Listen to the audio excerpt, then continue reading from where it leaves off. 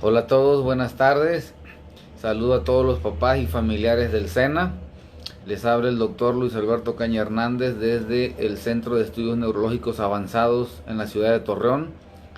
Y en esta tarde hemos decidido hablar sobre un tema que es de mucha importancia para los papás y para todo el que cuida un paciente que tiene parálisis cerebral infantil. He invitado a la licenciada Anaí Lazarín, que ya conocen. Ella es licenciada en fisioterapia y tiene cursos en neurodesarrollo para que hablemos juntos sobre este tema. En la primera parte les voy a explicar brevemente lo que es la parálisis cerebral infantil y cómo se clasifica y cómo se diagnostica. Y posteriormente la licenciada les va a explicar cuáles son los manejos y las terapias que le podemos ofrecer a los pacientes que tienen este trastorno. Así que Anaí, muchas gracias, bienvenida otra vez. Y pues bueno, vamos a hablar un poco sobre este tema de la parálisis cerebral. Seguramente todos han escuchado sobre este trastorno. ¿Y qué es la parálisis cerebral? La parálisis cerebral infantil es un trastorno motor que es persistente y que es secundario a una lesión no progresiva del cerebro. Esa es su característica. Es un trastorno motor porque tiene que ver con el movimiento, con los músculos. Es persistente porque va a estar constante y se debe a que hubo una lesión no progresiva en el cerebro de un paciente, especialmente de los bebés. Este tipo de trastorno, llamada PCI, así es como lo llamamos nosotros, la PCI, tiene varias causas y pueden ser antes del nacimiento, durante el nacimiento o después de él. Las que son antes del nacimiento, cuando la mamá está embarazada, está relacionada principalmente con problemas que pueden ser de la mamá o del embarazo.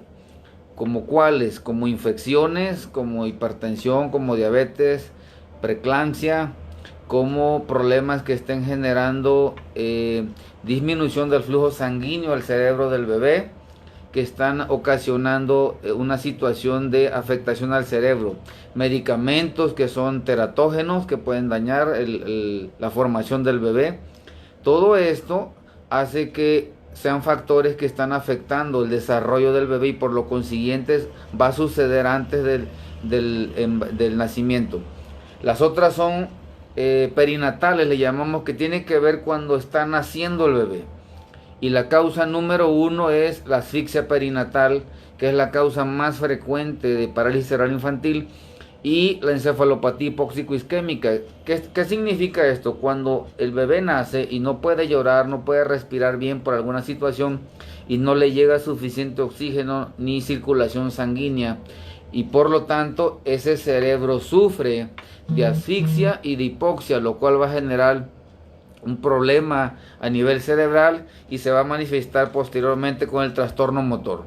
Y luego están las causas postnatales, lo que sucede después del nacimiento o inmediatamente después de que nace ese bebé, que pueden ser traumatismos obstétricos que nacen y nacen complicados, y esto va a generar una afectación importante. Puede ser infecciones en el sistema nervioso, infecciones cerebrales que se llaman encefalitis o meningitis, o bien algo que se llama evento vascular cerebral, ya sea que le sangre el cerebro al bebé o haya infartos cerebrales.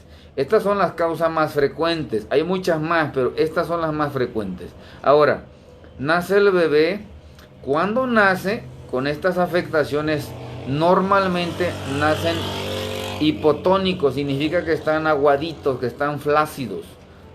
En ese momento no están duros, están flácidos. Eso se llama hipotonía.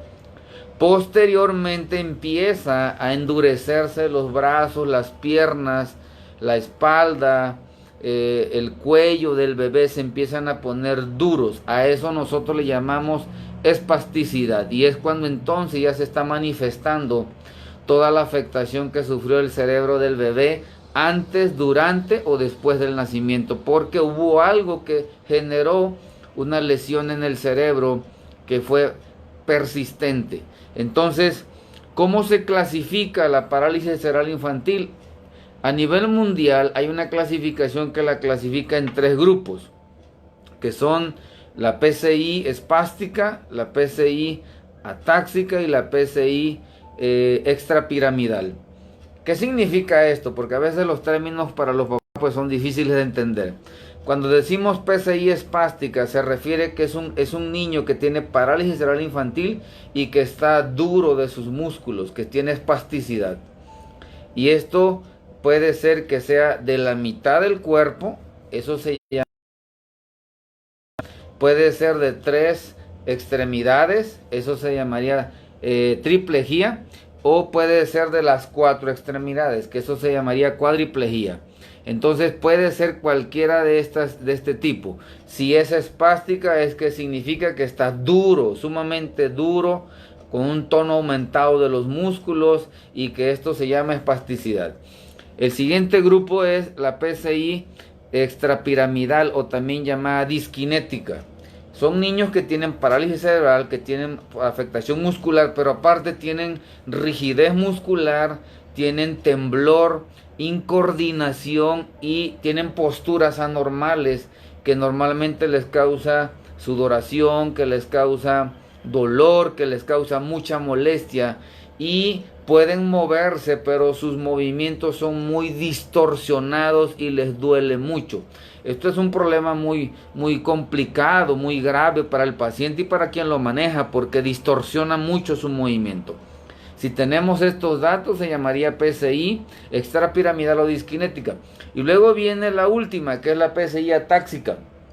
Esto tiene que ver con la ataxia de los movimientos. Esto se refiere a la falta de precisión y coordinación con los movimientos, porque no está tan espástico, tan duro, no le duele tanto, no es tan complicado su movimiento, pero sumamente incoordinado sí lo es. Y aparte tienen movimientos alterados de los ojos que se les mueven, que se llaman nistagmus, y tienen mucho temblor en las extremidades. Entonces, cualquiera de estas presentaciones la puede tener alguno de nuestros pacientes, y nosotros como médicos las vamos a clasificar para saber qué tipo y cómo lo vamos a abordar. Ahora, ¿qué problemas tiene un niño con PCI? No nada más son los músculos, papás. Los niños que tienen parálisis cerebral infantil tienen muchos problemas a muchos niveles. Tienen afectación en cuanto a la nutrición. Son niños sumamente desnutridos. Por lo tanto, nos deben de apoyar los nutriólogos y los gastropediatras, porque necesitamos regularles el peso.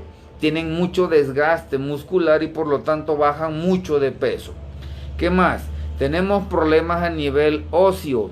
Tienen deformidades en sus huesos, sobre todo de las manos, que están retraídas o contracturadas, las tienen dobladas, la muñeca, el codo, o pueden tener contracturas en las piernas, sobre todo en los piecitos, en los tobillos, que están retraídos o contracturados y están muy deformados. ¿Dónde más? La pierna normalmente la tienen doblada, está doblada la pierna a nivel de la rodilla o de la cadera.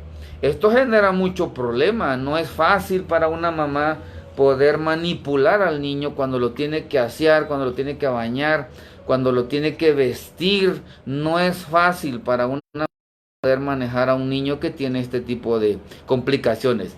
¿Dónde más? La espalda. La espalda normalmente presenta deformaciones en la columna que se llama escoliosis, y se va deformando mucho su columna, ya no es recta, sino que se va haciendo como una S, y posteriormente puede estar completamente deformada la columna, pero también se deforma su tórax, que es el pecho, y también su abdomen, que es la pancita, y eso es muy complicado. Poder respirar es doloroso para los pacientes y es complicado para poderlo manejar. Donde más? El cuello y la cabecita. Normalmente la pueden tener, como no la pueden sostener bien, la pueden tener inclinada, la pueden tener hacia adelante o hacia atrás, porque es complicado el dolor que sienten en la espalda y en el cuello por lo duro que están los músculos. ¿Qué más tenemos con estos pacientes? Normalmente tienen problemas oculares, tienen estrabismo, ya sea que estén los ojos hacia adentro o hacia afuera, tienen problemas o ojos que están separados, tienen problemas de visión, algunos tienen astigmatismo o miopía. Entonces requerimos manejo con los oftalmólogos también. ¿Qué más tienen estos pacientes? Problemas para deglutir. Ahí necesitamos mucha ayuda de los terapeutas de la deglución, de los otorrinos, que nos ayuden a veces para que puedan deglutir, respirar, y del gastro, obviamente, porque muchas veces manejan mal las secreciones y tienen mucha acumulación de secreciones en su garganta, no pueden deglutir completamente, y a veces algunos niños, dependiendo de la severidad, van a tener un tubito aquí en el cuello que se llama traqueostomía para que puedan respirar, precisamente porque no pueden manejar bien las secreciones en la garganta. Y algunos van a tener una manguerita en la pancita que se llama gastrostomía para que lo podamos alimentar. Todas estas situaciones, papás, son además de la afectación de los músculos, que es lo más grave en la parálisis cerebral que presentan estos pacientes, y requerimos ayuda de los rehabilitadores y de los fisioterapeutas precisamente para ayudar a manejar todo la complejidad de la espasticidad, de la distonía, de la ataxia, de los movimientos anormales que presentan estos pacientes. Es un complejo que presentan estos niños y adultos, pero requerimos ayudarlos. Ahora, nosotros como neurólogos, ¿qué hacemos? Evaluamos perfectamente bien al paciente, determinamos qué tipo de PCI tiene, determinamos la severidad que tiene en cuanto a la espasticidad, porque hay escalas. Vemos qué otras afectaciones tienen a nivel de las piernas, de los brazos, como ya le dije, de la cuestión ósea. Vemos la cuestión del peso, vemos los ojos, vemos la alimentación, vemos la respiración. Todo esto lo estamos checando para saber qué tanto vamos a trabajar y qué médicos lo deben de ayudar. Y nosotros como médicos vamos a tratar con medicamentos la espasticidad y también la rigidez, también la ataxia y el temblor y la distonía. ¿Qué es lo que hacemos? El tratamiento nosotros lo dividimos en dos áreas. Por un lado, todo lo que tiene que ver con rehabilitación y terapias, todas las que se requieran, ¿verdad? Terapia física, terapia ocupacional, terapia de deglución, terapia para alimentación, terapia para pulmonar o respiratoria, según como esté la condición del paciente. Necesitamos llevarlo a todas las terapias que se requieran. Segundo, medicamentos. Le damos medicamentos a los pacientes para relajar los músculos porque están muy duros. Y requerimos medicamentos tomados, que muchos papás ya los conocen, tipo baclofeno, tipo tizanidina, tipo triexifenidilo, tipo benzodiazepinas, como es el alprazolam, el clonazepam. Esos son medicamentos que usamos para relajar los músculos de todo el cuerpo del niño, del bebé o del adolescente. Pero además usamos otros medicamentos que son un poco más profundos y que son de mayor efecto, como es la toxina botulínica. A los músculos que están afectados, los músculos grandes, ya sea del brazo, ya sea de la pierna, de la espalda, de la ingle, que es la parte que está entre las piernas, o del cuello, cuando lo necesitamos, nosotros vamos a inyectar ese medicamento que se llama toxina para ayudar a que el músculo se relaje durante más tiempo. Los medicamentos tienen un efecto corto, duran aproximadamente de 8 a 12 horas. La toxina tiene la ventaja que el efecto dura aproximadamente de 4 a 6 meses. Sí dura mucho el efecto y es bastante bueno cuando se le aplica toxina porque el terapeuta tiene más tiempo para poder llevar a cabo toda su rehabilitación y su terapia física y todo lo que le vaya a agregar. Entonces, ya que le aplicamos todo el esquema de medicamentos, tanto los que va a tomar como la toxina que le vamos a inyectar, ahora nosotros lo canalizamos al médico rehabilitador para que evalúe toda la terapia que se va a dar, y posteriormente el médico rehabilitador lo va a enviar al equipo de fisioterapeutas para que lleven a cabo todo el plan de rehabilitación y terapia que se ha establecido. Así que, papás, es muy importante que sea bien evaluado el paciente, es muy importante que sea el tratamiento completo. Debe de llevar toda la rehabilitación y la terapia física, debe de llevar los medicamentos, debe de ser evaluado por un ortopedista para ver las deformidades óseas de piernas y brazos, debe de ser visto por un nutriólogo y un gastroenterólogo, debe de ser valorado por oftalmólogos dependiendo de las afectaciones oculares que tenga. Si es necesario, a veces hay necesidad de evaluarlo con un neumólogo por las deformidades que tienen en el tórax y en el abdomen por la escoliosis. Todo este complejo de cosas, papás, es el tratamiento que hacemos con un niño con parálisis cerebral infantil. Ahorita los voy a dejar con la licenciada Anaí. Ella les va a explicar desde el ángulo de la fisioterapia qué podemos hacer y qué se le puede ofrecer con todos los avances que hay a nivel mundial en cuanto a terapias, en cuanto a técnicas, qué se le puede ofrecer a un paciente que tiene este diagnóstico. Me dio mucho gusto saludarlos. No se olviden que nos pueden encontrar en Facebook como @senams.mx. También nos pueden buscar en YouTube. Recuerden que tenemos un canal en YouTube. Si usted no pudo ver la transmisión en vivo, no se preocupe. Puede buscarnos en el YouTube. Ahí están todas las transmisiones, todas las grabaciones. Ahí las tenemos guardadas. Puede consultarlas, las puede compartir. Así que en YouTube búsquenos en el canal con mayúsculas como Sena-medio MS, y ahí puede repasar todos los detalles, toda la información que le hemos estado compartiendo de cada tema y de todos los invitados que hemos tenido aquí en el Sena. Así que los voy a dejar con la licenciada ahí. Anote los datos que ella les vaya a dar, anote las estrategias, las técnicas, los planes de terapia, porque creo que todo aquel que ha estado alrededor de un niño con PCI o cuida o ayuda a alguna familia que tiene un paciente con PCI, creo que sabe de lo complejo de lo que estoy hablando y a todo lo que nos enfrentamos.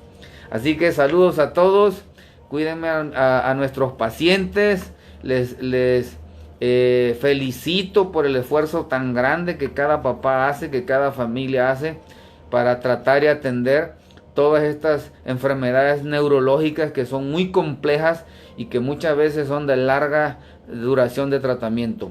Pero yo creo que si lo seguimos trabajando en equipo, mucho avance vamos a lograr con cada paciente. Saludos a todos y los dejo con la licenciada Anaí. Buenas tardes.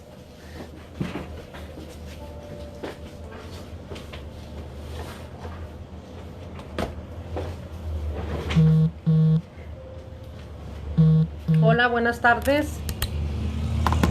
Nuevamente aquí con ustedes en el equipo Sena. Hoy vamos a hablar de un tema que es muy importante y que llega mucho a rehabilitación, lo que viene siendo la parálisis cerebral, ciertamente y propiamente dicha, ¿verdad? Como lo comentó el doctor, pues son síntomas, es un conjunto que nos va a llevar a un trastorno motor, a un trastorno en el equilibrio, en el movimiento, y lo cual nos va a provocar una alteración muscular.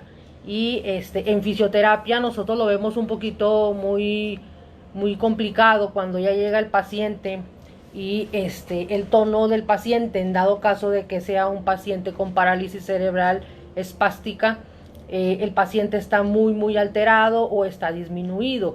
¿A qué me refiero con el tono muscular? El tono muscular es una contracción, ya sea pasiva, activa, de los músculos, el cual nos va a ayudar a una posición, a mantenernos ya sea sentado, parado o acostado. Entonces, esta alteración muscular puede aumentar o puede disminuir, lo cual nosotros le llamamos una hipotonía cuando disminuye, o una hipertonía para trabajar a los pacientes que tienen un aumento o un tono muy disminuido, hay que valorarlos. En fisioterapia se valoran los pacientes, hay escalas de valoración, hay una escala que se llama Aswar, que es la escala de la espasticidad, el cual hay que trabajarla, hay que aplicarla en un paciente para ver qué tanta espasticidad tiene el paciente y cómo podemos trabajar al paciente. Hay una escala también que es la Gross Motor. Esta escala nos ayuda a medir lo que es la motricidad gruesa del paciente. Hay unos ítems, nosotros le llamamos ítems, o se le ciertamente en la literatura, que estos ítems pues son el sentarse, el rodarse, el que se mantenga de pie el paciente, el que esté sentado, el que camine, el que mantenga su marcha, el que esté de pie. Entonces medimos estos ítems en la escala del Gross Motor. Yo me he estado familiarizando mucho con esta escala, no llevo mucho tiempo aplicándola, pero es una escala que nos da un beneficio porque sabemos cómo se encuentra el paciente al principio y cómo va avanzando el paciente. Para eso es esa escala, para medir el avance que ha tenido ciertamente el paciente en lo que viene siendo la fisioterapia, ¿verdad? Muchos factores van a influir en una parálisis cerebral, ya sea durante, después o en la forma en la que la mamá tuvo al bebé. Entonces, dependiendo también, como comentó el doctor, de la clasificación topográfica, se le llama, hay una clasificación que va dependiendo en dónde se encuentra más disminuido o hay un nulo movimiento del cuerpo, ya sean los miembros superiores, que son los brazos o las piernas, o solamente una parte del cuerpo, ya sea el hemisferio derecho o el hemisferio izquierdo. Nosotros valoramos todo eso para ver cómo vamos a avanzar con el paciente. Algunos, como también ahorita lo comentó el doctor, la parálisis cerebral esta se clasifica en lo que viene siendo parálisis cerebral leve, moderada o severa. La parálisis cerebral leve, pues aquí cuando llega un paciente con parálisis cerebral leve, el paciente pues puede, con la fisioterapia, puede llegar a alcanzar una actividad de la vida diaria, nosotros le llamamos, que vienen siendo las cosas cotidianas que hacen cualquier niño o que simplemente nosotros realizamos. Estas cosas son el comer, el poderse vestir solos, el llegar a alcanzar la marcha, el llegar a utilizar manualidades. El paciente llega a caminar por sí solo cuando es una parálisis cerebral leve. Cuando es moderada, aquí el paciente con la rehabilitación puede llegar a alcanzar una marcha con aditamentos, ya sean los bastones, los andadores.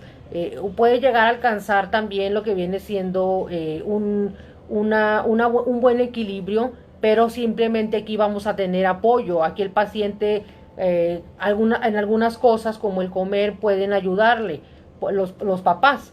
Y cuando es una parálisis cerebral severa, aquí de por vida el paciente la mayoría del tiempo va a ser auxiliado por los papás, ¿no? Es muy raro decirlo, es muy feo decirlo a los papás, pero hay que hablar siempre con la verdad, ¿no? Hay que decirle al papá, hay que saber cómo decirle al papá el tipo de gravedad de parálisis cerebral el cual se encuentra su hijo. Entonces, si el paciente se encuentra con una parálisis cerebral leve o puede tener una alteración muy marcada en lo que viene siendo la motricidad gruesa. El paciente puede tener los pacientes con parálisis cerebral son muy inteligentes, entonces puede tener un IQ súper alto, pero está diagnosticado como una parálisis cerebral severa y el paciente El paciente es muy inteligente, puede realizar algunas actividades, puede comer por sí solo en algunas cosas, pero las partes los miembros inferiores no le responden, entonces va a batallar con la marcha, pero está diagnosticado con una parálisis cerebral severa. Entonces, tiene mucho que ver en este grado saber clasificar, saber qué es una parálisis cerebral severa, qué es una parálisis cerebral leve y cómo vamos a ayudar al paciente, porque eso es lo más importante. El paciente para poder diagnosticar a un paciente, que el doctor lo mencionó, los pacientes siempre van a ser diagnosticados, deben de ser diagnosticados por un médico rehabilitador, simplemente con el equipo interdisciplinario, dentro de ellos un neurólogo, un pediatra, que canalizan al paciente al área de rehabilitación. Ellos son los propiamente dichos para diagnosticar un paciente con parálisis cerebral y mandarlo a un especialista en neurodesarrollo. En este caso, algunos fisioterapeutas que se encaminan mucho a la fisioterapia neurológica, que utilizan bastantes métodos muy activos y muy benéficos para el paciente, se le aplican al paciente, ¿no? Las resonancias magnéticas también nos ayudan a dar ciertamente un diagnóstico como una parálisis cerebral. Es un tema muy complejo que algunos papás no aceptan que su niño tiene parálisis cerebral, entonces circulan por un gabinete de doctores y algunas veces no nos ponemos en el lugar de los papás, pero es un tema muy complicado para aceptar al papá. Por eso hay que darle un buen diagnóstico al papá, hay que darle un buen tratamiento para que el niño salga adelante lo más que pueda. Se utilizan electroencefalogramas porque hay pacientes que convulsionan. Se pueden utilizar ecografías para poder diagnosticar también un paciente con parálisis cerebral, ¿no? Y ya pues ya lo que son los análisis de laboratorio, que son los de sangre, los de orina. Muchos médicos mandan a los pacientes a realizar exámenes metabólicos y genéticos para ver si no hay un gen que esté alterando ahí al paciente. Como lo dijo el doctor, es una lesión que no va a progresar, es una lesión que se dañó alguna parte del cerebro, ya sea el hemisferio derecho o el hemisferio izquierdo, y ahí va a quedar esa lesión. O sea, no va a ir afectando a más áreas del cerebro. Claro, van a aparecer secuelas dependiendo del área donde se dañó el cerebro, ¿no? Va a afectar, como dijo el doctor hace un momento, la visión, la atención, el habla. Algunos pacientes van a presentar complicaciones en la deglución, en la alimentación, pues van a presentar deformidades. Y esto en la rehabilitación es muy importante saber qué tipo de método vamos a utilizar, en este caso la fisioterapia, para poder ayudar al paciente, porque el paciente en el tratamiento es muy amplio el tratamiento que va a llevar. Va a pasar a terapia ocupacional, va a pasar a lo que viene siendo la terapia física, va a pasar a terapia de lenguaje, va a pasar a terapia acuática, porque algunas veces en algunos centros de fisioterapia se divide lo que viene siendo la terapia física con la terapia acuática, y algunos terapeutas sabemos trabajar ambas partes, ¿no? Pero algunos sí mandan al paciente a la terapia acuática, que es súper importante en los pacientes con espasticidad, ¿no? Sumergerlo a un tanque y trabajar en el tanque con los pacientes les ayuda bastante y es relajante para los pacientes, porque para ellos es muy divertido, sobre todo si es un paciente es infantil. Entonces es muy importante todos esos aspectos a tomar, porque la fisioterapia nos va a ayudar a reducir ciertamente el dolor, a mejorar en las complicaciones como lo es el equilibrio, el equilibrio, el tono, la marcha. Podemos llegar a avanzar con el paciente, ¿no? Algunos médicos utilizan la toxina botulínica, como lo comentó hace rato el doctor. Esta es muy importante para algunos pacientes que llegan y preguntan: fíjese que el doctor me recomendó aplicar toxina, dice que le va a ayudar al paciente en sus ejercicios, ¿no? En la rehabilitación, y sí ayuda bastante, al momento de ejercitar al paciente. Es bastante cómodo para el paciente porque elimina un poquito la rigidez, en este caso cuando se encuentra un poquito espástico. Hay una pequeña espasticidad que nos va a dar una pequeña rigidez también. Entonces la fisioterapia siempre se debe de encaminar a un método neurofisiológico. Entonces vamos a observar los objetivos que queremos ver en el paciente, ¿no? Vamos a observar los ítems que les mencioné hace rato, que es si el paciente puede tomar algún objeto. Hay unos pacientes que no ni siquiera pueden rodarse, hay unos pacientes que ni siquiera se pueden sentar, hay unos pacientes que llegan muy pequeños que ya están diagnosticados con PC, y hay unos pacientes que no, que ya llegan, que ya tienen 2, 3, 4 años y el paciente ni siquiera se puede sostener, ¿no? Entonces tú tienes que trabajar bastante el equilibrio y modificar algunos aspectos también en el hogar, cómo la mamá carga al niño, cómo lo sostiene,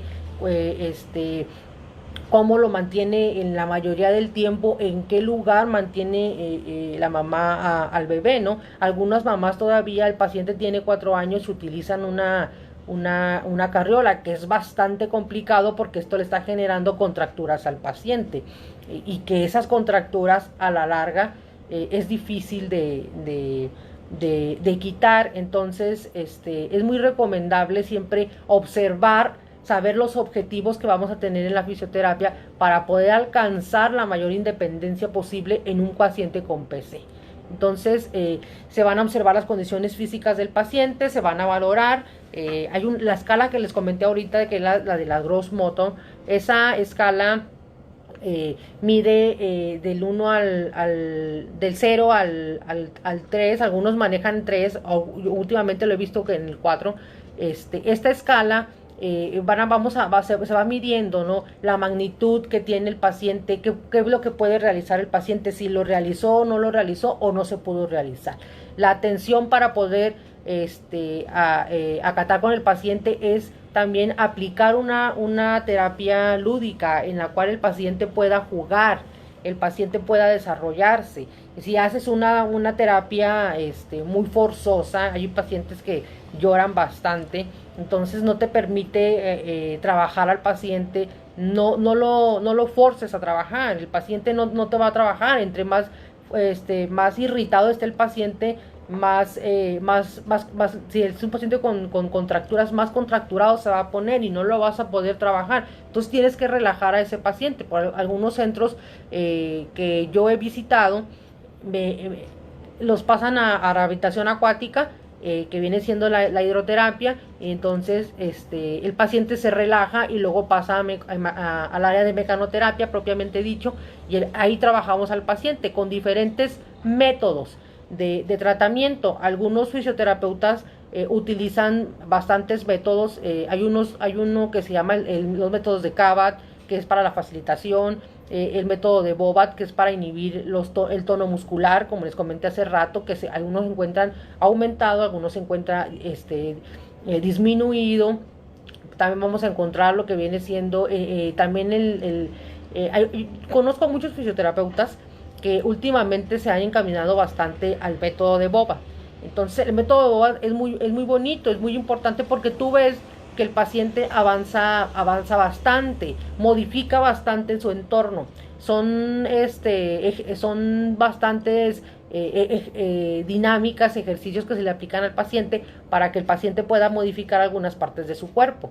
Entonces es muy bonito aplicar he visto muchos fisioterapeutas que aplican el método de Bobat, y es bastante interesante, como les comento, el grado que llegan a obtener, el resultado que se llega a obtener, ¿no?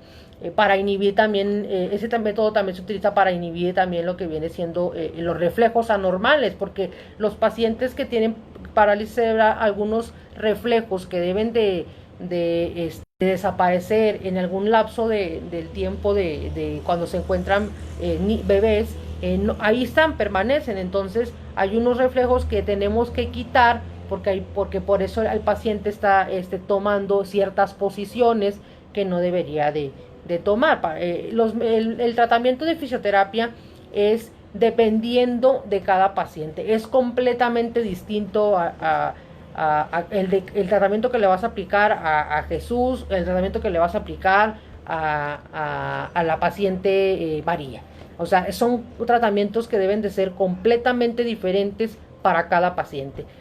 Algunos pacientes van a tener contracturas, algunos pacientes no van a tener lo que vienen siendo las contracturas, algunos pacientes van a presentar problemas para deglutir, entonces todo eso o presentan reflujo, entonces todo eso nos va a perjudicar un poquito en la fisioterapia porque el paciente no va a estar muy bien alimentado.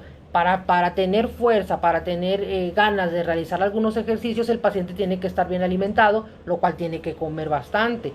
Entonces sí es muy importante seguir todos esos aspectos, hacer las evaluaciones correspondientes a los pacientes, ver qué método vamos a utilizar, ya dependiendo del fisioterapeuta al cual ustedes asistan, es el método que se utiliza para trabajar a un paciente con parálisis cerebral. Entonces se va a utilizar también mucho lo que es la terapia ocupacional. El equipo interdisciplinario es muy importante porque nos va a ayudar a que el paciente tenga un avance bastante que se va a mostrar, ¿no? Que el papá va a ver, que el papá va a decir, no, el niño sí ha mejorado, sí ha avanzado. Entonces la terapia ocupacional es muy importante para lo que viene siendo la estimulación sensorial. Es muy bonita también la terapia ocupacional y aplicarla sobre todo en pacientes con PC los ayuda bastante, ¿no? La terapia de comunicación, como les comenté ahorita, puede haber pacientes que se encuentran en parálisis cerebral severa, pero el paciente habla, el paciente se puede comunicar, pero tiene una discapacidad más en lo que viene siendo la motricidad gruesa. Entonces es estar modificando bastante bien al paciente, es estar alertas a qué es lo que más vamos a trabajar con el paciente, ¿no? Es un equipo muy amplio el que debe de trabajar en un paciente con parálisis cerebral, ya sea también el terapeuta el ortopedista, el ortopedista, algunos nutriólogos, algunos pacientes necesitan cirugía y hay que tener también fisioterapia postquirúrgica y antes y después de la cirugía, porque hay unos pacientes que necesitan liberarse algunos tendones, ya sean que están contracturados de la cadera o algunos tendones como el tendón de Aquiles, que también se acorta. Entonces cuando ya alcanzan lo que viene siendo la marcha, la bipedestación, se ve luego el paciente que tiene un acortamiento de tendón. Entonces algunos médicos sugieren que hay que realizar algún tipo de cirugía, ¿no? Y entonces hay que preparar al paciente en lo que viene siendo la fisioterapia antes y después para que el paciente pueda avanzar en este aspecto. El tratamiento de fisioterapia es muy amplio porque hay que trabajar la fuerza, la resistencia, el equilibrio, y todo eso se va a hacer con métodos de fisioterapia para ayudar al paciente. Entonces es muy importante acudir a un centro de rehabilitación, es muy importante acudir a un equipo que se encuentre en donde podamos encontrar todas las herramientas necesarias para que el paciente con parálisis cerebral pueda avanzar. También nos hemos encontrado un poquito con lo que viene siendo, hay una confusión, hay unos médicos que nos indican que el paciente que tuvo una lesión, el paciente con, no sé, 25 años, tuvo una lesión, entonces le adjuntan lo que viene siendo una parálisis cerebral, ¿no? El paciente tiene parálisis cerebral, sí, o sea, tiene una lesión en el cerebro, pero ya la parálisis ya no es propiamente dicha mencionarlo así, más bien hay que decir, tuvo una lesión en el cerebro, entonces el paciente tiene el paciente con lesión cerebral por, no sé, traumatismo.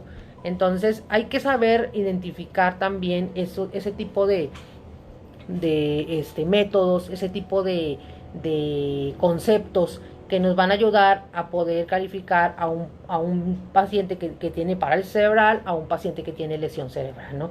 La parálisis cerebral comúnmente, como lo comentó ahorita el doctor, es en los primeros años de vida, en un cerebro que se encuentra inmaduro. Algunos papás también algunas veces me comentan, porque han llegado pacientes que han tenido lesiones, o sea, el paciente tiene 5 o 6 años, y el paciente pues obviamente antes de los 5 del accidente que tuvo, el paciente pues corría, jugaba, era un niño normal, ¿no? Entonces llegan los papás y comentan, oiga, el paciente, si el paciente corría antes, jugaba y tuvo la lesión, el paciente puede recuperarse más pronto que un paciente que nace con la parálisis cerebral, o un paciente que de plano no tiene esa experiencia a nivel cerebral, como el correr, el caminar, la sensibilidad. Entonces yo les digo a los papás, ¿verdad? Bueno, va dependiendo de la zona del cerebro que se dañó, porque hay unas zonas que se borra completamente, pero también encontramos lo que viene siendo la neuroplasticidad, la plasticidad cerebral, que es muy importante trabajar a los pacientes a temprana edad en la fisioterapia, porque la neuroplasticidad nos va a ayudar a que esa parte del cerebro pueda regenerarse un poquito más rápido, o pueda alcanzar experiencias antes de que madure completamente, ¿no? Entonces es muy importante trabajar al paciente a temprana edad, darle un buen tratamiento a temprana edad para esto de la neuroplasticidad, de la plasticidad cerebral, que es muy importante en la rehabilitación, y sobre todo en los pacientes con lesiones neurológicas, es bastante importante. Entonces, no sé si ustedes tengan algún familiar, algún conocido o han visitado un centro de rehabilitación, como comúnmente los más visitados son los teletones, donde se ven diferentes áreas de tratamiento, ¿no? Que viene siendo la mecanoterapia, la hidroterapia, la electroterapia, en donde van a utilizar diferentes métodos para un tratamiento eficaz en el paciente neurológico, ¿no? Va a depender de la lesión que tenga el paciente para poder realizarle una rehabilitación adecuada. Entonces, esto sería todo de mi parte. Me dio gusto saludarlos. Espero volver a tocar un tema importante en lo que viene siendo el equipo SENA. Espero que también el doctor me dé otro tema importante para poder realizarles. No se queden con eso, acérquense con nosotros. Cualquier duda que ustedes tengan, podemos ayudarlos. Nos pueden encontrar aquí en el Hospital Ángeles, tercer piso, módulo 2, o simplemente al teléfono 8717-13, donde podemos responder cualquier duda. Los tratamientos son completamente distintos. Aunque sea una parálisis cerebral con 3 niños con parálisis cerebral, pero el tratamiento va a ser diferente, porque los 3 van a tener diferentes aspectos. No es igual aplicar simplemente una rehabilitación o una movilización al paciente, porque los 3 tienen una parálisis cerebral, ¿no? Son completamente distintos. Se tiene que valorar al paciente, se tiene que acudir y con unos terapeutas certificados, y vamos a trabajar al paciente de la mejor manera, que el paciente pueda tener una mejor vida, o una mejor alcance en las actividades de la vida diaria. Espero que este tema sea de su ayuda. Espero que puedan tener un buen fin de semana, y espero que disfruten mucho el tema. Gracias.